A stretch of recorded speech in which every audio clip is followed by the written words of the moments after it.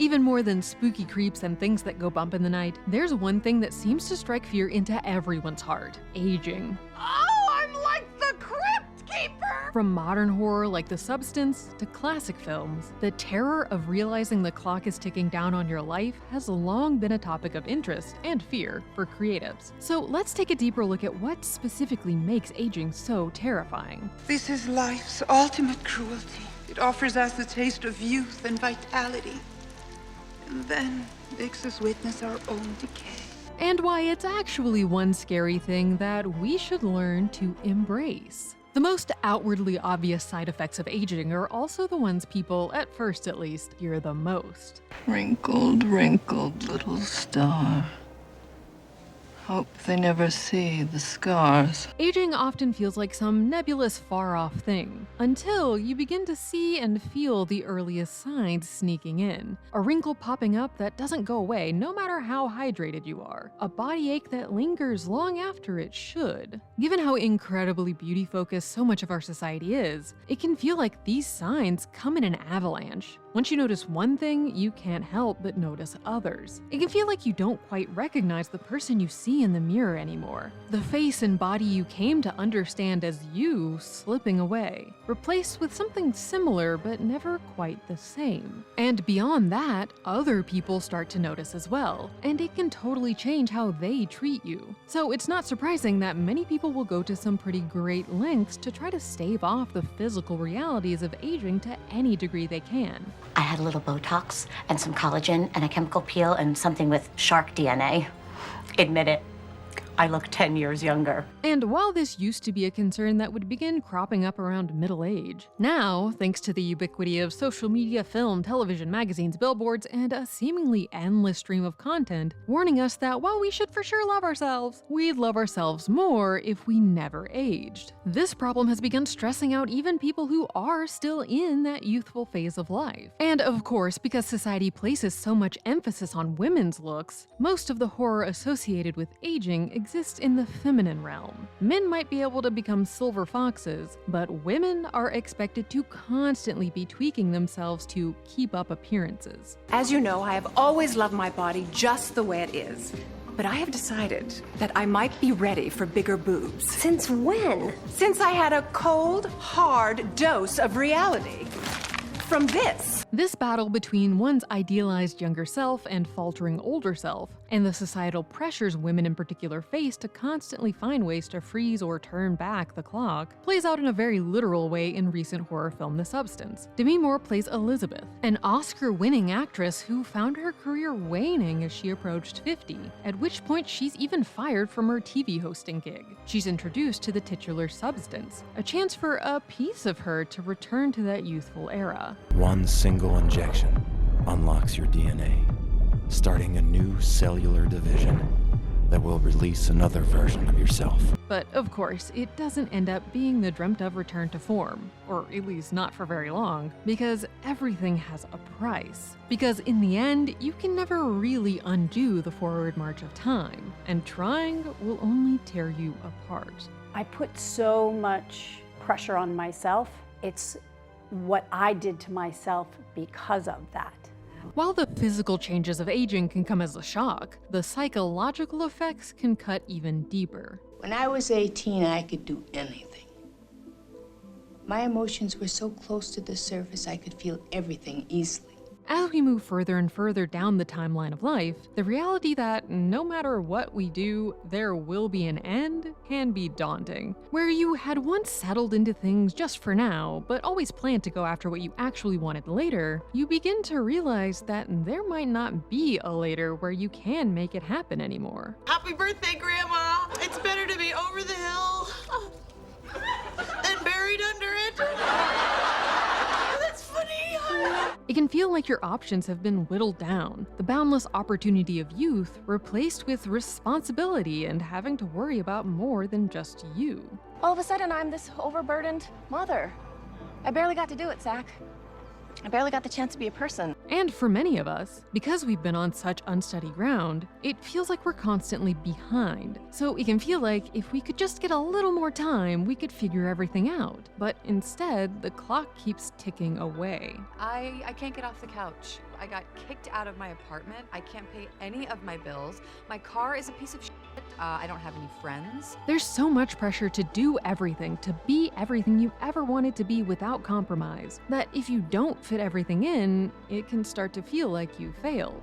Everyone's like, oh, go overseas, Jessie. Do your overseas experience. It's going to be great, which is fine. That's totally fine. But I don't have anything to show for my time here. There's also the element of feeling like you're being replaced before your time. Every year that you age is also another year where yet another crop of younger, fresher, shinier people pop up to do everything that you wanted to do, but better. I should have just retired and gone out on top. Who are you kidding? You could never retire. You're gonna be up on that stage until you die.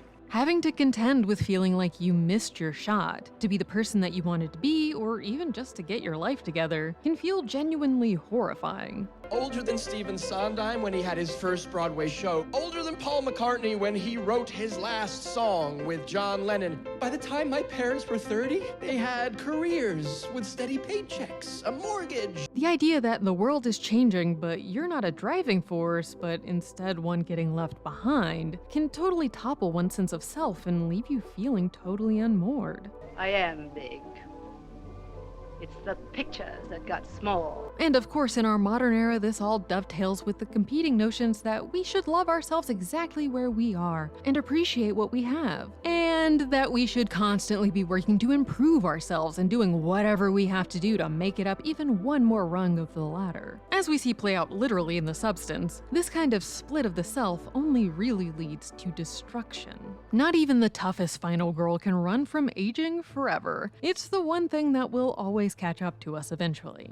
And so that generally leads to the final major fear associated with aging, the unknown that comes after, and what you leave behind. It makes sense that we're afraid of death itself. It's something we don't understand, can't control, and can't avoid. We never know when it's going to come for us or how. And we have no idea what happens afterwards, if there even is an afterwards. Maybe it's better, maybe it's worse, maybe it's nothing at all. But on a more tangible level, we often also fear what we are or aren't leaving behind when we do finally shuffle off this mortal coil.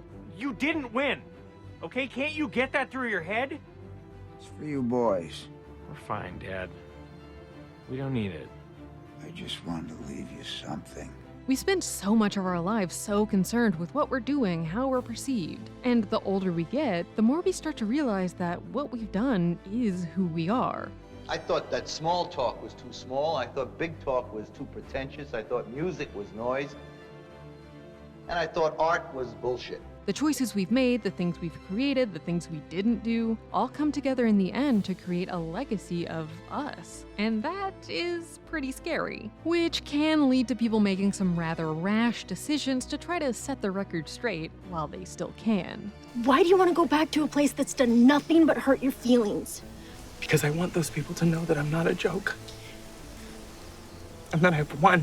So all of this is pretty horrifying, but does it have to be? We can't stop aging, but really, that isn't a bad thing. It certainly can be scary to feel the time slipping by, to see yourself and the world around you changing, and to feel like you're losing any control you might have thought you had. But aging is a part of living. It's in fact one of the most integral parts of our existence, that we don't stay static forever, but are constantly evolving and growing as we continue to experience life. So here I am, laughing and learning. Indeed, we're lucky if we get to age, because many people don't. Angelina Jolie, who has had to go up against the pressures that come with being one of the world's most beautiful women aging in the spotlight, told British Vogue, "I do like being older. I feel much more comfortable in my 40s than I did when I was younger. Maybe because, I don't know, maybe because my mom didn't live very long. So there's something about age that feels like a victory instead of a sadness for me." I think it's an honor to get older. Not everybody gets to get older. I know we're obsessed with youth. I would not go back if you paid me.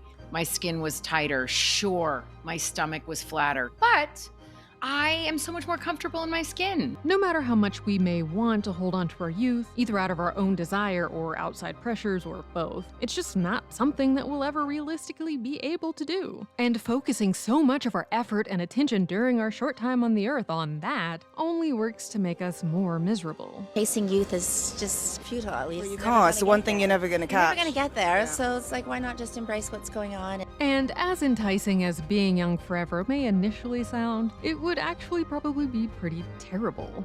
But you never grow old. Yes, but everybody else will. I'll have to watch everyone around me die.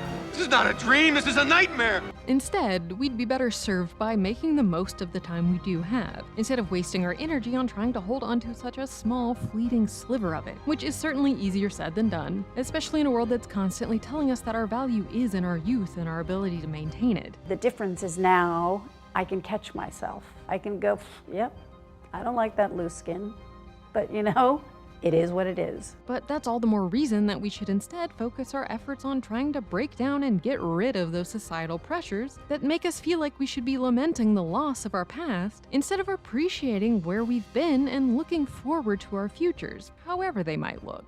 Yeah, Penny! The year's been over for a couple months now, Pen. Well, not the fiscal year, Penny. Suck it, taxpayers!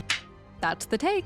Click here to watch the video we think you'll love, or here to check out a whole playlist of awesome content. Don't forget to subscribe and turn on notifications.